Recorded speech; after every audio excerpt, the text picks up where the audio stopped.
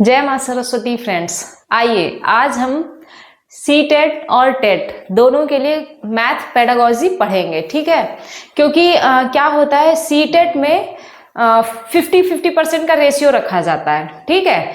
तो इसमें 50% यानी कि 30 क्वेश्चंस टोटल आते हैं मैथ्स के, जिसमें कि 15 क्वेश्चन हो जाते हैं पेडागोजी से और 15 क्वेश्चन न्यूमेरिकल वैल्यूज वाले होते हैं, ठीक है। तो चलिए इसको भी लर्न करना होगा, इसमें कुछ नहीं है, एक बार आप देखते चले जाइए तो धीरे धीरे आपको, और उसको बार बार रिवाइज करिए तो लर्न हो जाएगा। चलिए स्टार्ट करते हैं। देखिए क्या है, आज हम सबसे पहला लेक्चर ये है कि गणित शिक्षण की विधियां पढ़ेंगे कि गणित शिक्षण में कौन कौन सी विधियां होती हैं।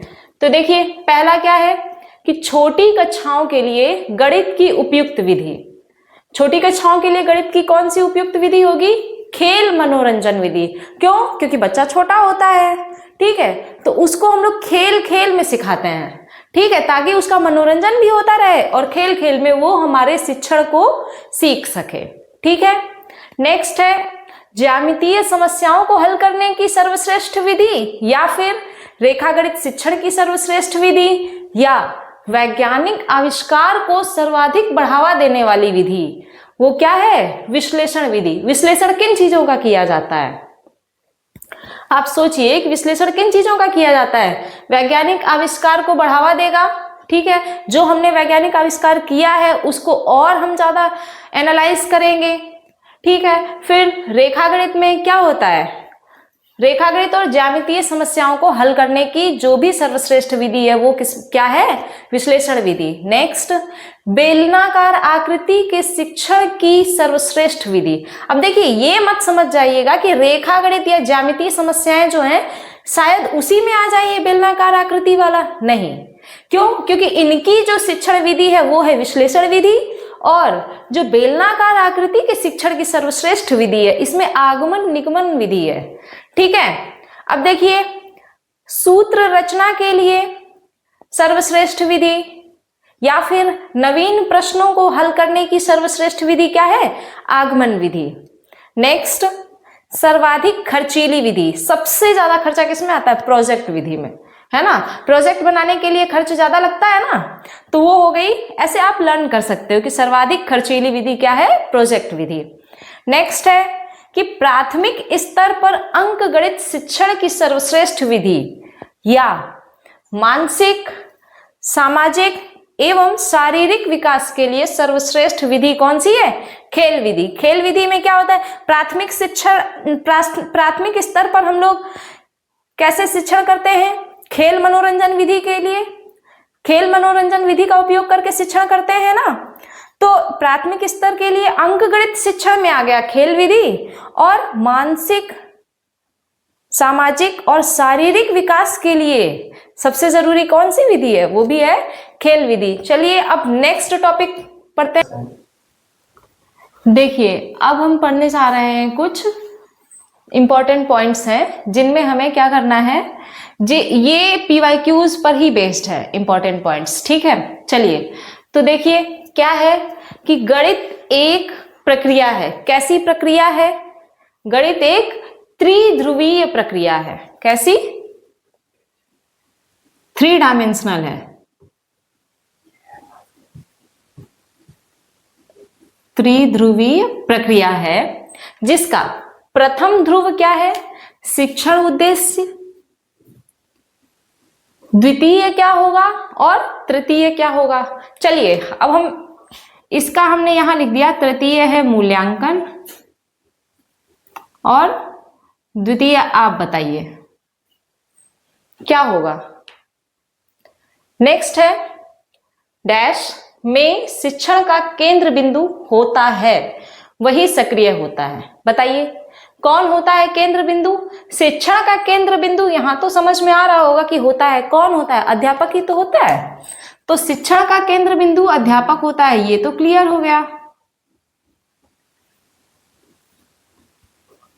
अब देखिए लेकिन किसमें होता है ना, वही सक्रिय रहता है, अध्यापक ही तो सक्रिय रहता है। जब तक अध्यापक नहीं सक्रिय रहेगा तो बच्चे कैसे सक्रिय रहेंगे, है ना।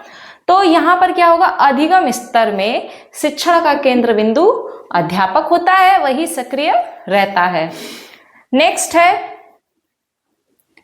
बड़ी कक्षाओं में जब किसी के जीवन परिचय या ऐतिहासिक पृष्ठभूमि से परिचित कराना हो वहां उत्तम है। कौन सी विधि वहां उत्तम होगी? देखिए क्या बोल रहा है, जीवन परिचय या ऐतिहासिक पृष्ठभूमि से जब परिचित कराएंगे तो वहां पर कौन सी आएगी? व्याख्यान करना पड़ता है।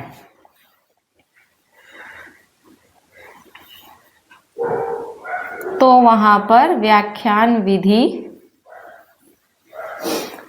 उत्तम होती है। ठीक है, नेक्स्ट देखिए, सैद्धांतिक कार्य के साथ साथ अभ्यास कराना। अब सैद्धांतिक कार्य के साथ साथ अभ्यास कार्य के लिए सर्वोत्तम विधि है। तो क्या होगी सर्वोत्तम विधि? तो देखिए, सैद्धांतिक कार्य के साथ साथ अभ्यास कार्य के लिए सर्वोत्तम विधि है। कौन सी विधि है? अभिन्यास विधि इसको बोलते हैं।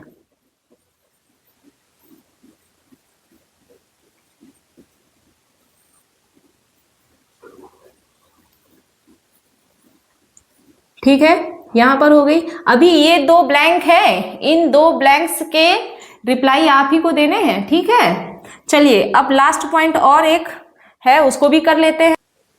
अब देखिए 5th पॉइंट है कि प्राथमिक स्तर पर अंकगणित शिक्षण डैश होना चाहिए जिसका आधार पुनरावृत्ति होता है। अब देखिए प्राथमिक स्तर पर अंकगणित शिक्षण कैसा होना चाहिए? अब देखिए यहां से आप हिंट ले सकते हो कि पुनरावृत्ति अगर होती है तो क्या होता है, आपकी मेमोरी में वो चीज सेव होती है। यानी कि जो प्राथमिक स्तर पर अंकगणित शिक्षण होता है, बच्चा कैसे सीखता है बताइए? बच्चा किसी चीज को बार बार बोलता है, बार बार पढ़ता है। ठीक है, तो उससे वो उसकी मेमोरी यानी कि उसकी स्मृति में वो केंद्रित हो जाता है कॉन्सेप्ट। ठीक है, तो यहां पर क्या होगा कि प्राथमिक स्तर पर अंकगणित शिक्षण स्मृति केंद्रित होना चाहिए। कैसा? स्मृति केंद्रित।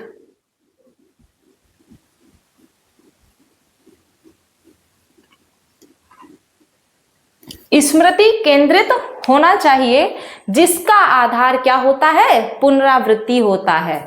चलिए ये तो रहे आपको 5 पॉइंट्स जो कि बहुत ही इंपॉर्टेंट है, इनको आपको लर्न करना है। उसके पहले मैंने कुछ शिक्षण विधियां बता दी। अब आपको बताने जा रही हूं कि गणित का क्या अर्थ है। चलिए तो अब हम लोग चलते हैं गणित का अर्थ पढ़ने। ठीक है, what is the meaning of mathematics.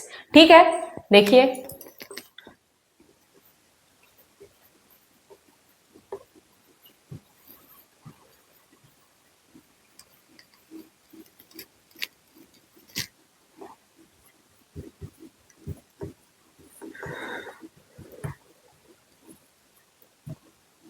देखिए कुछ विचारक हैं, ठीक है ना, उन विचारकों ने क्या क्या डेफिनेशन दी है मैथ की, उसको देखते हैं। तो जैसे एक है मार्शल एच स्टेन। ठीक है, तो मार्शल एच पढ़ते हैं हम लोग, मार्शल एच स्टोन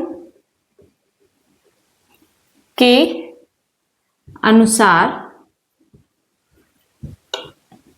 ठीक है, ये कौन है? ये एक विचारक हैं जिन्होंने गणित का अर्थ बताया है। मार्शल एच स्टोन के अनुसार क्या है, जो गणित है वो एक ऐसी अमूर्त व्यवस्था का अध्ययन है जो कि अमूर्त तत्वों को, देखिए गणित क्या है? अमूर्त व्यवस्थाओं का अध्ययन है। ठीक है, वो क्या करती है? जो अमूर्त तत्वों से मिलकर बनी है।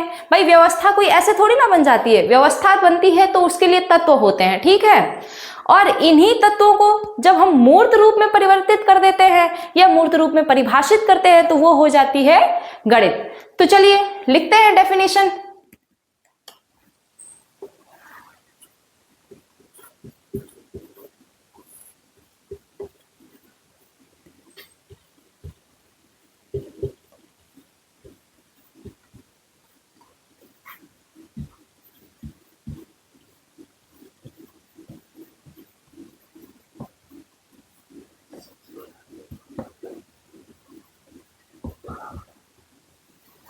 गणित क्या है?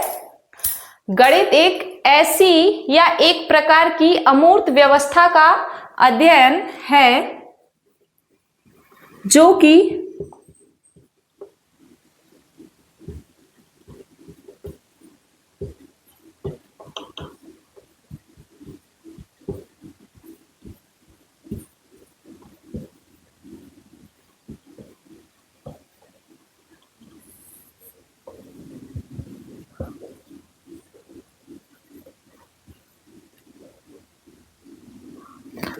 कि अमूर्त तत्वों से मिलकर बनी है और इन तत्वों को मूर्त रूप में परिभाषित किया गया है। ठीक है, तो जो कि अमूर्त तत्वों से मिलकर बनी है तथा इन तत्वों को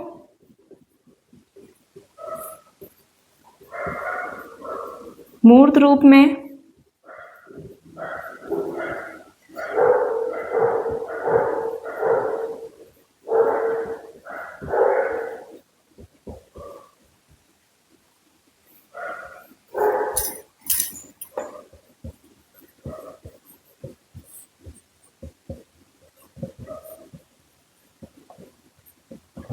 अब देखिए, तो मार्शल एच स्टोन ने क्या कहा है कि गणित जो है, गणित एक ऐसी अमूर्त व्यवस्था का अध्ययन है जो कि अमूर्त तत्वों से मिलकर के बनी है। ठीक है, गणित कैसी है? अमूर्त व्यवस्था का अध्ययन है। और अमूर्त व्यवस्था किससे बनी है? अमूर्त तत्वों से मिलकर के बनी है। और इन्हीं अमूर्त तत्वों को जब मूर्त रूप में परिभाषित किया जाता है तो वो हो जाती है गणित। अब नेक्स्ट विचारक हैं, उनको भी देख लेते हैं। देखिए, नेक्स्ट हैं बर्ट्रैंड रसेल। बर्ट्रैंड रसेल के अनुसार,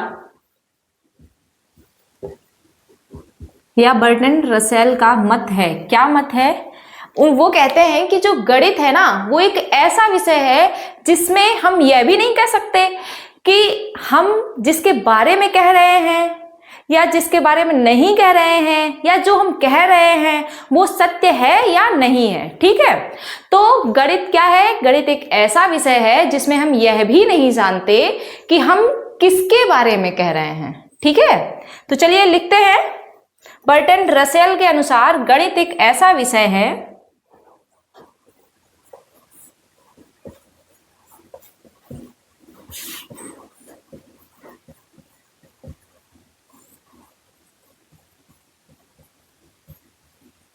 जिसमें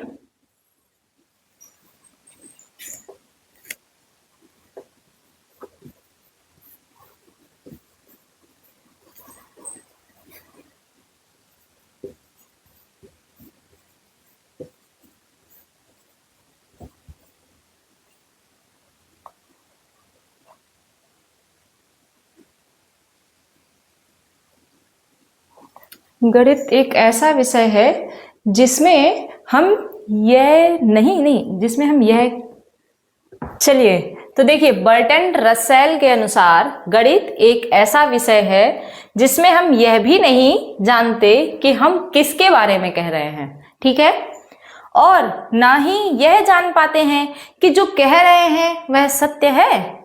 चलिए, तो आज के लिए इतना ही करते हैं। और आप सभी से एक रिक्वेस्ट है कि आप लोग मेरा वीडियो देखते तो हैं पर ना ही उसे लाइक कर रहे हैं, ना ही उसे सब्सक्राइब कर रहे हैं सही से। आप लोग इसे शेयर भी कीजिए कुछ लोगों में, ताकि अब क्या है ना कि सीटेट का एग्जाम आ चुका है। ठीक है, आप सभी को पता है कि 8 फरवरी को एग्जाम है ना, तो आप लोग टेट और सीटेट की तैयारी में अच्छे से जुट जाइए और मेरे चैनल को लाइक, सब्सक्राइब और शेयर कीजिए। प्लस अभी मैंने बीच में बॉक्स बना के छोड़ दिए थे ना, ब्लैंक थे, उनका आपको कमेंट में आंसर देना है। ठीक है, थैंक यू।